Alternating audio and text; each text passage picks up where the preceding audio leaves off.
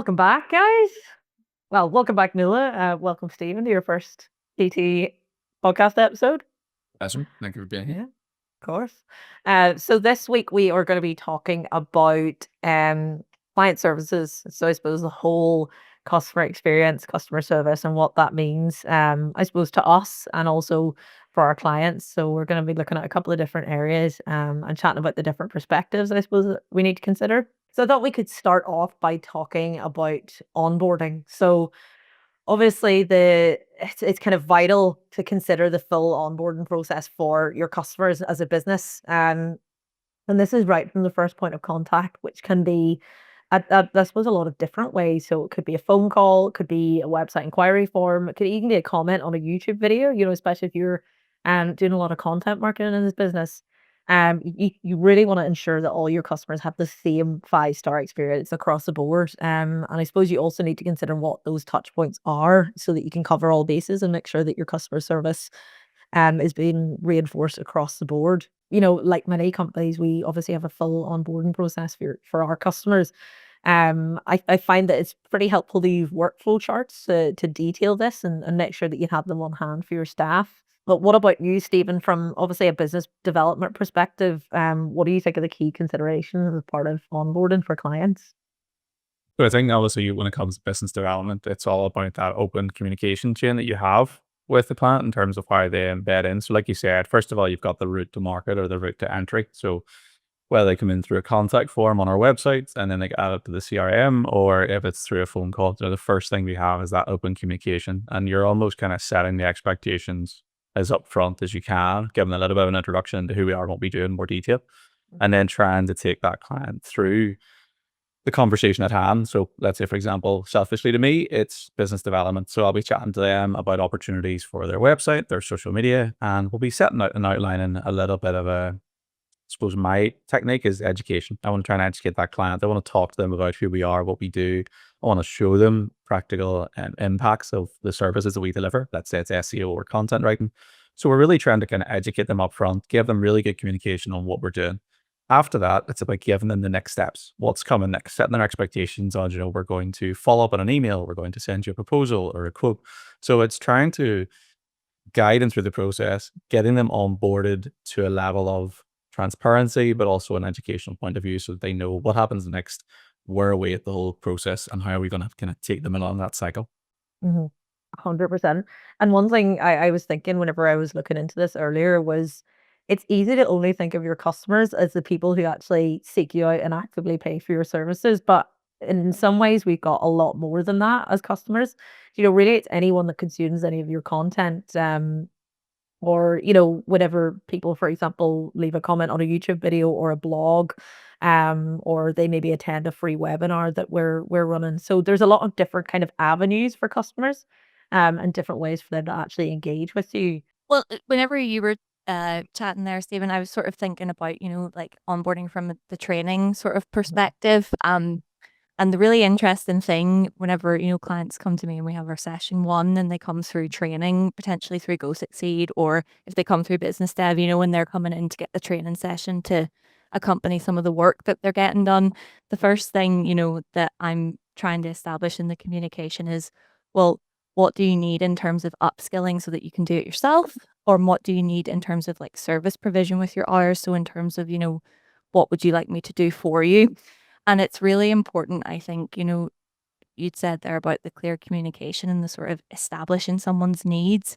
And a key part of that is, is the upskilling and the training so that they're going away with the education and the resources to both not only be able to execute it themselves in future, but also be able to delegate it and to understand, what their expectations would be if they were leveraging, say, it as a paid service or even from an employee that they're upskilling within their business. So I think in terms of onboarding and process, the first sort of step for any client is building rapport and a relationship to sort of be able to communicate effectively as to what the needs are moving forward and create a wee strategy, essentially.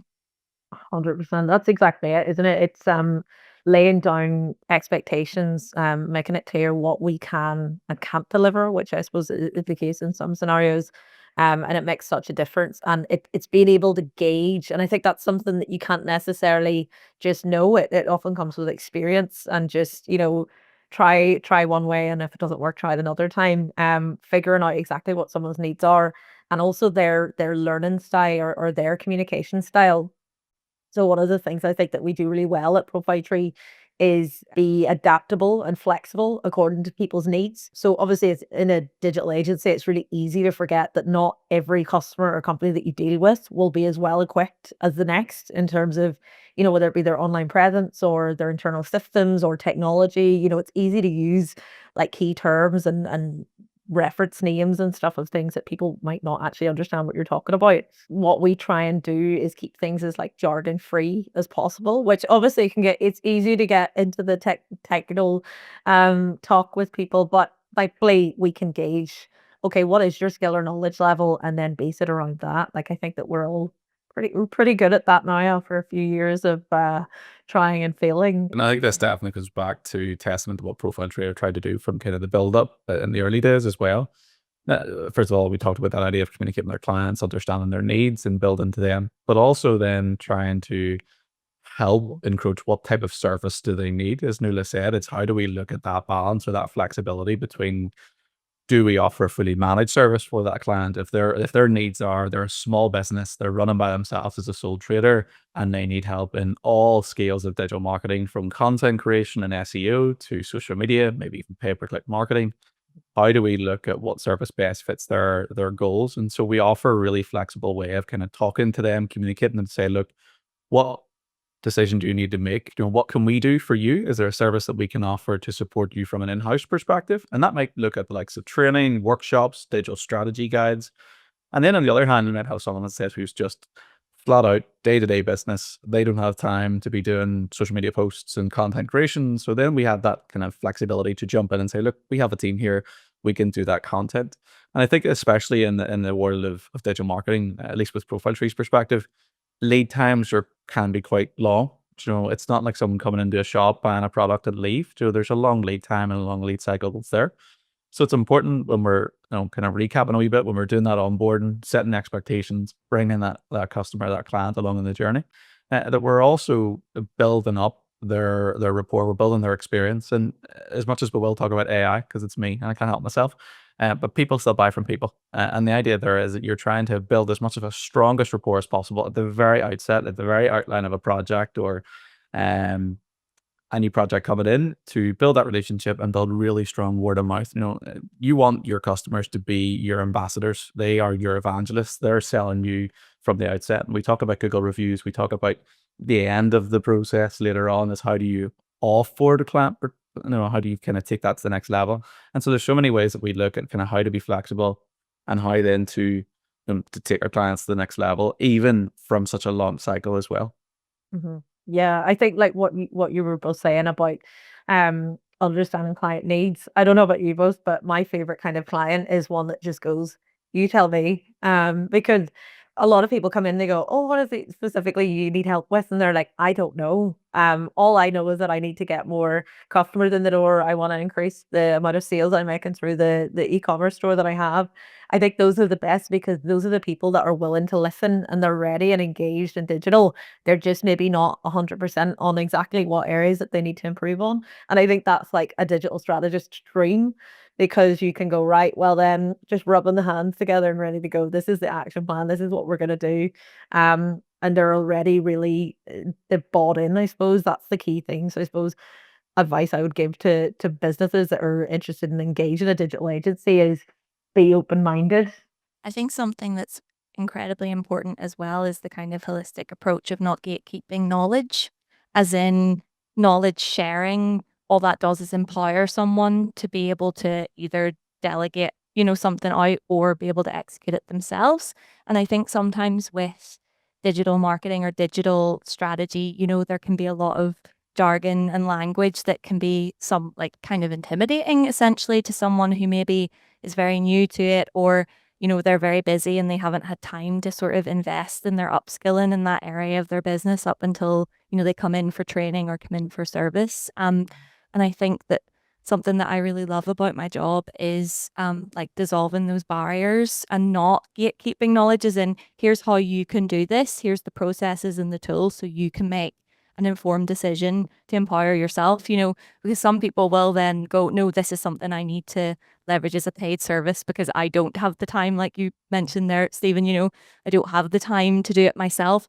But at least if someone has an understanding of what it is and why, then they can know what they're getting and have that kind of like base level of knowledge and that foundation, which is so important as well for, sustainability and like the ethics of marketing. And I think that's a really, part of my job that I love, is that we're dissolving those barriers of gatekeeping and helping people grow their business. And that's really cool.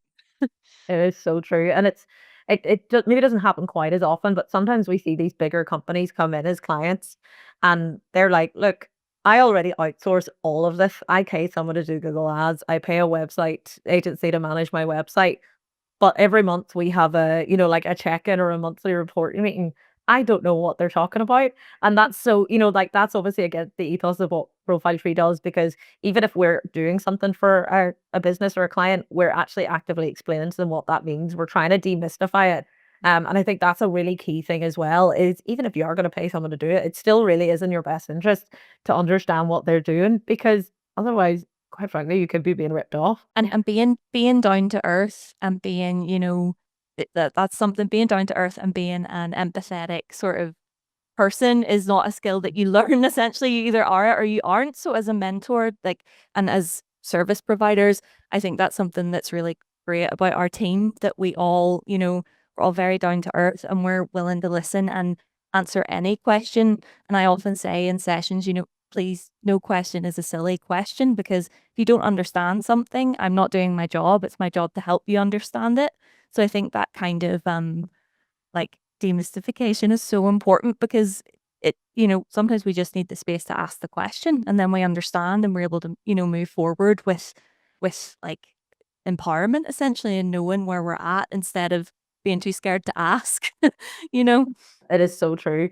And I suppose what we try to do as well in terms of being flexible in how we communicate with clients, well, in terms of what we're actually communicating, but we also try to give people, I think you mentioned the word previously, Stephen, omni-channel. So we want to make sure that people can get in contact with us anyway. So whether that be over email, phones, Zoom meetings, in-person meetings. Obviously that's changed a lot over the past few years with since the pandemic, a lot of things become more online. But it is easy to forget that some people do just like to sit down in an office and have a chat over a coffee. So it's really important to make sure that as a business, we're offering people that flexibility of like a multitude of communication channels. And I suppose even in terms of projects, we use tools like design software that will maybe allow them to give live feedback on like website wireframes. Like all that makes things so much easier. But again, that's not for everyone. So if it's pen and paper, then we'll do everything that we can to adapt for people. But one thing that I do love also is that we're a primarily phone as the main means of communication, because I don't know about the two of you, but I find that is the best way to build a relationship with someone, is having that sort of verbal back and forth, even if it's just a quick like 2-minute check-in. I think it makes all the difference to building the client relationship. You've got to see that as the primary touch point.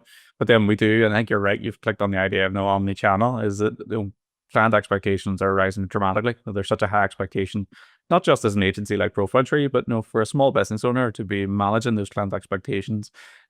Giants like Amazon and next day delivery have completely transformed the customer service expectation that our customers have of us as business owners.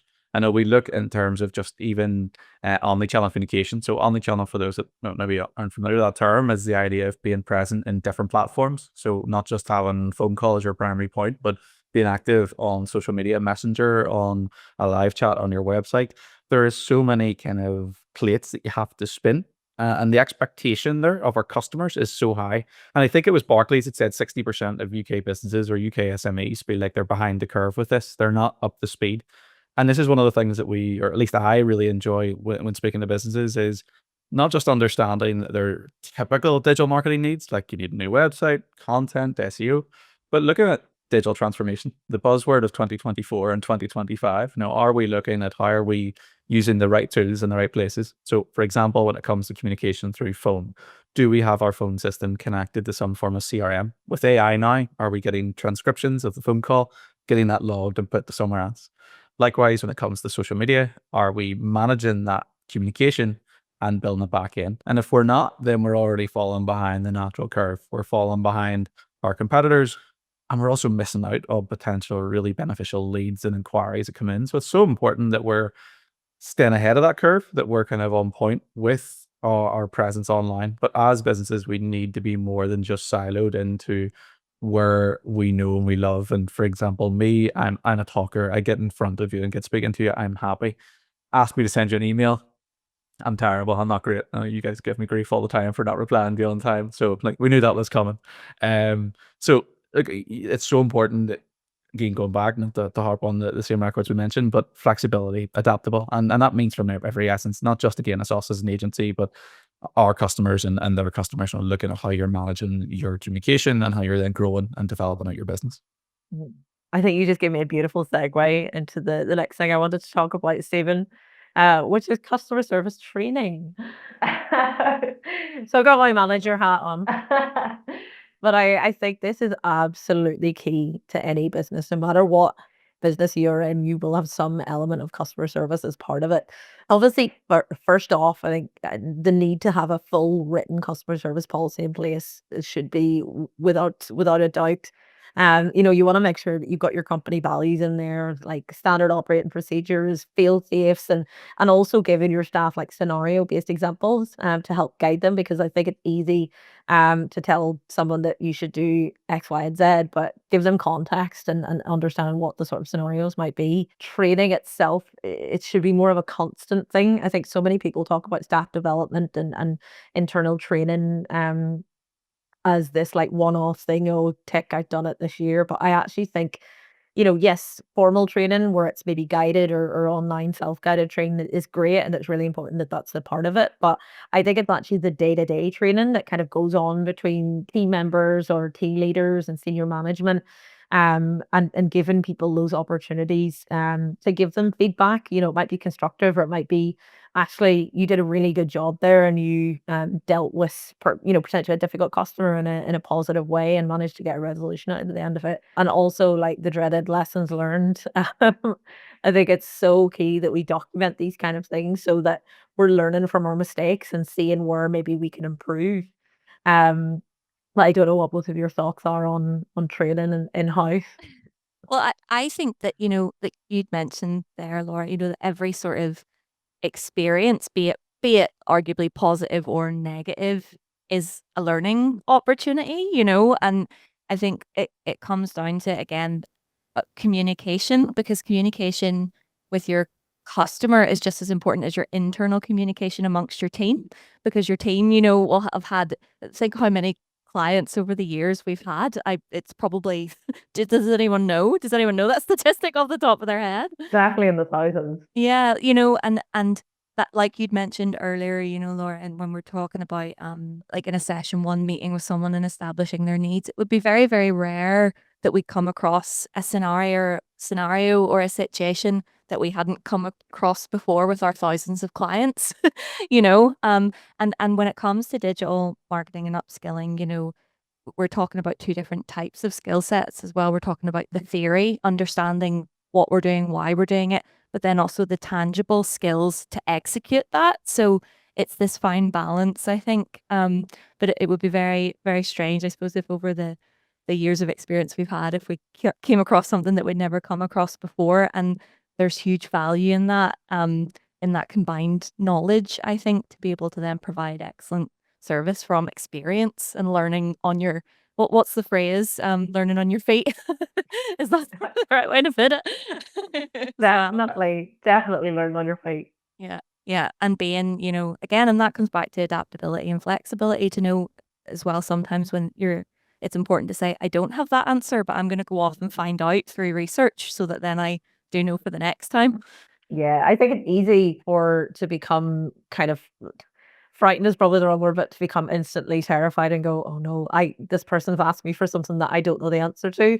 And what I always say to new staff starting out is don't ever feel as though you have to know everything all of the time. That's not possible. Even people who've been doing the same job for years and years and years are always going to be met now and again with something that they're not sure of. And I think it's easy to forget that you're just talking to another human being and they just want, whether that answer is like later that day or someone else is able to give them that through, it's just that open line of communication where you say, do you know what? I'm actually not sure about that, but I'm going to look into it for you and let you know as soon as I can.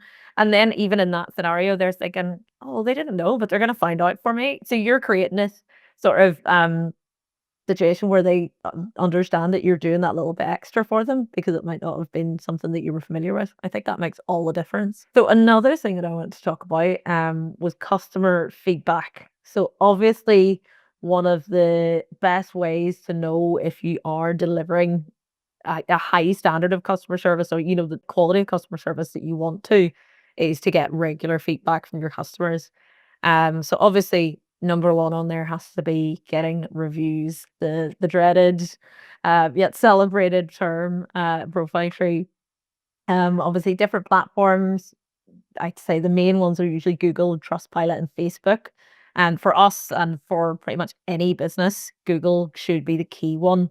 You'll get nerdy about this, Stephen, but I suppose to summarize, it's going to positively impact your SEO, especially your local SEO, the more reviews that you get on Google. And one thing I think when you talk to businesses, even from a mentoring perspective about Google reviews, like it's easy for a company to get really disheartened, isn't it? Because we all know that you could ask for 1,000 reviews and maybe get 20 back if you're lucky.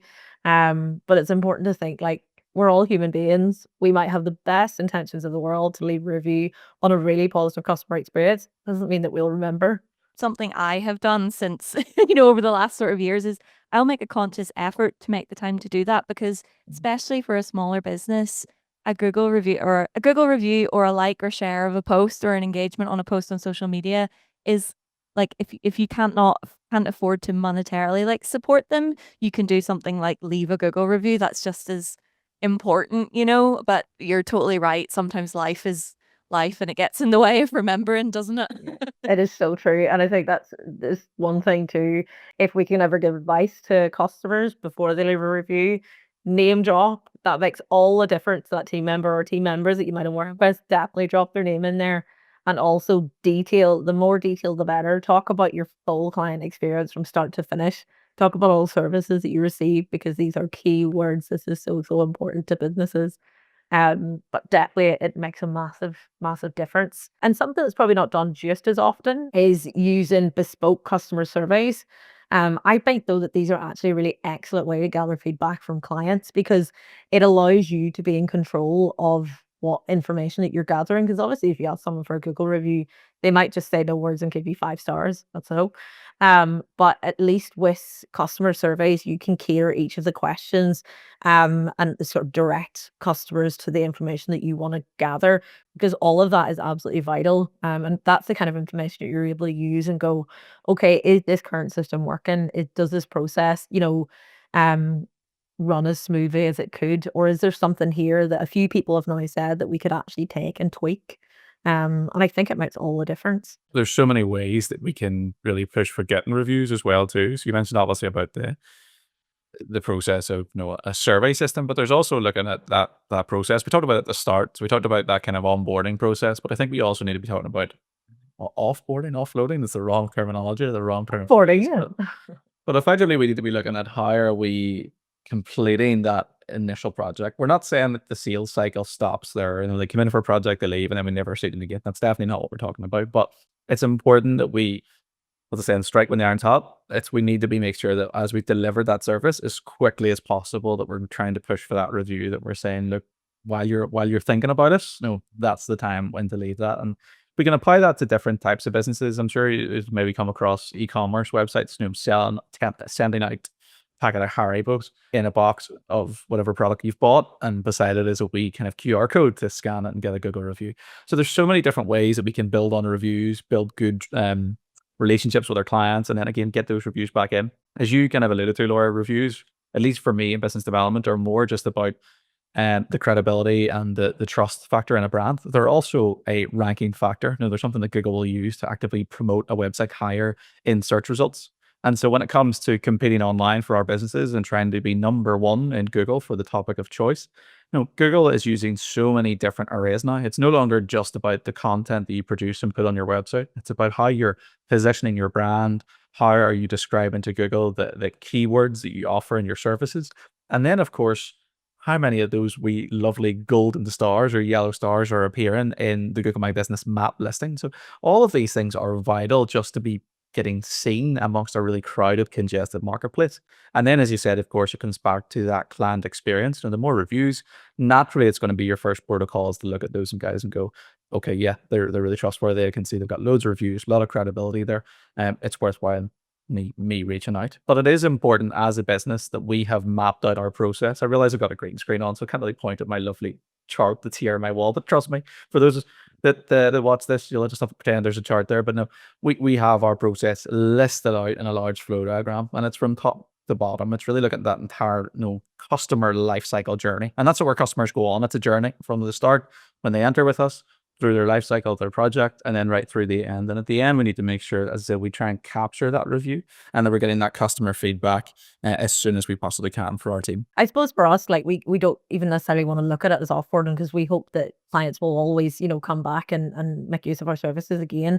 But and not to get talking too much about sales strategy, but it's so important to remind clients that you exist. And that might be in the form of an email 6 months down the line, just checking in, seeing how the new website's getting on for you. I can see that you've been more active on social media, especially for you, Nuala, because when you're mentoring as a digital strategist, you are like a teacher and the businesses are like your kids in the classroom, and you actually really want to see them succeed. You want to check in and see how are you getting on? Have you implemented what we've talked about? And here, a lot of them will hold their hands up and say, look, I'll be honest, it's maybe gotten pushed to the side a wee bit because we last spoke. But it's so, so important to remind them that you are there. Yeah, something I always say in our last session together, when we're coming to the end of the training is, just because the hours are used doesn't mean that we don't exist anymore. And you can still, if you have a question or a query and, you need something that maybe we covered in the mentoring, but you can't quite remember. Firstly, I can send you the recording of the session so you have that then to fall back on. But also, it's okay to just get in touch and say, I can't remember this. Would you be able to, just help me out or make a suggestion?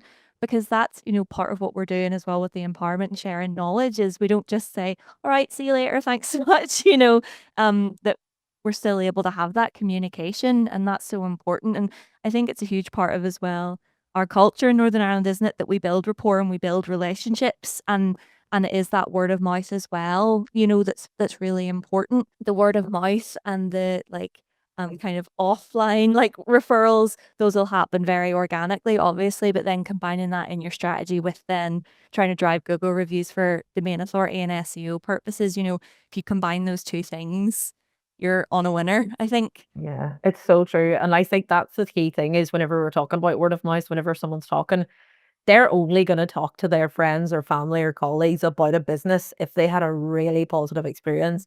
So this is where it all comes back to, do you have a specific customer service policy? Do you know start to finish what kind of experience your client's going to have? And are you in control of whether or not that is the same and consistent for every single person that walks in that door? Because all of that will factor into what they say and how they say it to that person.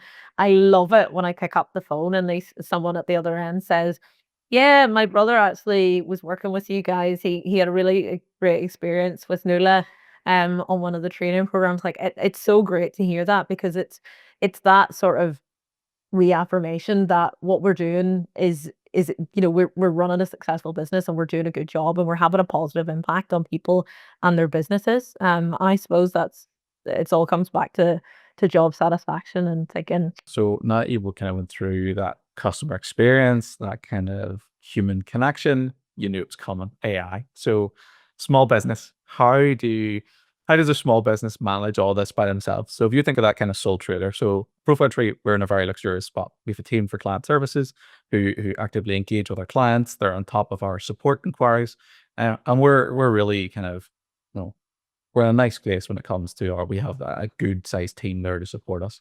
But what about that kind of small business who sole trader trying to run marketing themselves in-house? Come back to your point earlier again about this idea of making a decision on what do you do? Do you invest in house training? Do you outsource it? And then you kind of come back to this point of, well, AI, do you use it? Do you not? How do you balance that line between human and then technology? And what type of technology do you use? So again, I know we've done other podcasts on AI, so I don't want to get into kind of the tools and the intricacies too much. But in terms of chatbots, phone agents are now a thing, obviously. So we have AI phone agents now that are not your kind of typical virtual menu. They are genuinely having a conversation. They'll show empathy. They'll understand that your busy schedule. They'll try and book in a call and they'll book that into your platform. Like all of these things are really taking over. I think in terms of just looking at some stats I had there that 80% of businesses that use AI, at least in the form of chatbots, have had an improved NPS score, so Net Promoter Score. They've seen genuine increases in customer satisfaction surveys. So how do you draw the line? Where is kind of that balance between losing that genuine personality you have, but then also leveraging AI to help automate and routine your businesses? And I really want just to think of that as a kind of form of sole trader SME that don't have a team behind them. And I suppose that's something we need to be looking at for our clients as well, is how do you kind of balance that a business doesn't lose its kind of general human connection and its customer service level, but still retain a level of, I suppose, automation? Also, it's been interesting just to see that set up. I suppose with anything that you're trying to do that's drastically going to change the way your business works, you have to first think, before you think about the potential positive and negative impacts in your business, you have to think customer first. Like everything that we do at Profile Tree is customer centric. So before you think about, okay, can we adapt AI tools more as part of our client communications, think about who your client is. Now, obviously, there won't be like a one size fits all. We have a massive range of customers in terms of like different businesses, like in terms of size, sector, industry, everything. And think about who your customer is. Think about your typical customer. Think about what your last interaction was with that typical customer. And then you can start to think, okay, how might this look, or how might I start to implement this? Because I think if you don't think first of the customer, it's easy to get excited and think this sounds fun, let's get this going. And then you maybe roll it out too soon, a little prematurely, you get a few disgruntled clients, and then you're sort of having to work your way back. So Backtrack. yeah, I think you have to be so, so cautious. And this isn't just with AI. I think this could be with so many different things. It might be, oh, you're thinking about changing your payment process or things like that. You have to first think about the customer and about the potential impact it could have on them. I actually have a really and this was unplanned, a really good example of this, and I didn't plan this. So, I was working with a client who they were considering adding like an automated chatbot onto their site, and at the moment they had like a chat pop up for WhatsApp to gather like leads. So leads would come in that way through WhatsApp. And when we were weighing up the pros and cons, and they were asking me about my sort of perspective, and we were chatting through it, and something that they had established, from us having a chat, was that whilst it takes a bit of time investment, as in they have people who, have to be sort of ready to reply to, leads coming through WhatsApp during the day, that they were sort of hesitant to make that switch because of that automation and losing that kind of human touch, which I think is especially so important in our culture, in our Northern Irish culture. It's really important for us to have, like we were talking about, Laura, picking up the phone, having rapport. And we were talking about how could they potentially integrate the human kind of interaction with the AI. So I was sort of suggested to them, well, what if during the day your leads come in through WhatsApp chat, but then in the evening when you've not got anyone in office, it switches on to AI automation, so that you constantly have a presence, but it's a balance and a mix of both, so that you're not letting AI replace you, but you're integrating it in a way. And also then that's a little bit more like you kind of described there, Laura. It's more of an organic integration, as in you're not jumping straight in. You're not going, everything's going to be AI and I'm out here. You're leveraging it in a way that it combines with what you're already doing. And that's like baby steps in terms of utilizing it. And I think especially for small businesses or, medium-sized kind of businesses, that's the best approach to sort of be mindful, take your time and integrate it in a way that's more sustainable rather than jump in and then have to backtrack, because the backtracking also takes resource and time. Mhm. Yeah, absolutely. I think like exactly what you're describing there is like this blended approach where you're not necessarily replacing anything or something's taken over. You're offering that kind of compromise almost. And I think it's reasonable too. We're talking about client expectations. It's reasonable to assume that depending on the nature of your business, that you won't necessarily be working outside the hours of 9 a.m., 5 p.m. So at least having that, we'll get back to you in 8 hours, or is this a suitable resolution for now? And then, you know what I mean? So, and again, with everything, you kind of have to think about what kind of business it is that you're running and what do you sell? Because certain things might need that human touch. Other things, it might be easier. Or it's a case of like with a lot of chatbots, what will happen is you'll have that initial conversation. If they can't come to the resolution that you need, you'll then be referred to an actual like client representative, which I think is the key thing. Whatever kind of AI you're trying to adapt as part of your business, there is no AI tool that you can employ that doesn't require some level of human input. It's like when we're talking about using AI for content creation, we obviously can't just let it run riot because as we've seen, it will start to make stuff up. So we still need to be just cautious about how we use AI, and definitely in terms of the customer, because once you burn a bridge, it can be very difficult to repair, you know, a potentially damaged relationship. So it's really important to think about that. Well, that's where I think that kind of blended approach comes in. It's a really good point you've both raised, you know, in terms of we don't have to use AI as the kind of the front piece to our brand, our business. Let AI take the heavy lifting backstage. And that's where I think as small businesses, I think AI could be really useful so there's no better person that knows their business than the business owner. I think that's a given. When we talk to businesses about running social media or paid ads, we often say that it is better that the business does that themselves because they know it better. They have access to the resources. They have access directly to the client. Where AI should be used, and where I would suggest it could be used in a more useful way, is the backstage automation, the redundant kind of admin roles where it's maybe taking something and sending out an email that you do anyway as a kind of a bulk copy and paste, say, mail merge. So I think it's important that we're not forced into that aspect of using AI as the kind of the front piece or the front facing customer facing side. We can really be using it as kind of a backstage role when we get to carry out that front kind of client services experience ourselves and still retain that kind of human familiarity, but also leveraging a great resource. And that's what AI is. It's a tool. It's another resource that you choose to use or not. And it's up to yourself if it fits the needs of your business and fits the way you want to go. But it's something I think is so strong that we can look at it from a blended approach and trying to balance, you know, if you are going to have a chatbot, or as you said, it's been able to jump in where the AI leaves off, not let the AI go as far as it possibly can till it breaks and then jump in to save it. It's have that kind of balance in between. I think that's really where, as an industry, in terms of AI development and innovation, that is definitely where we're kind of at that rusp now. We're kind of at that edge where we're starting to see AI becoming more and more. As I said, the AI phone agents are absolutely crazy. So 11 Labs, not so long ago, launched obviously a virtual phone agent, and it's practically real time. Now, if you heard this thing, it's like almost in real time. It's talking to you like a human. And I think there's parts of that intrigue me and I get super excited about it, and probably I'm the wrong person because I'd be the person that would jump in and say, let's try this and we'll backtrack later. But then the other side, that actually does terrify me a little because, you know, how much of that loses that personal engagement, that interaction, and that kind of culture, and really the style of your business and what you're trying to portray across to your own clients and your own customers. I think that's so important that there is that kind of happy balance and that connection between the two. Say this time last year, AI automation on social media was huge. People were using it to write all their captions. People were using it to generate all their content ideas. We've now done a 360, as in people are now going, I can tell that's AI written and I am not then going to engage with that, or that messaging doesn't sit right with me because I know it's AI written and not human written. It's the same approach with any tool that you're going to use.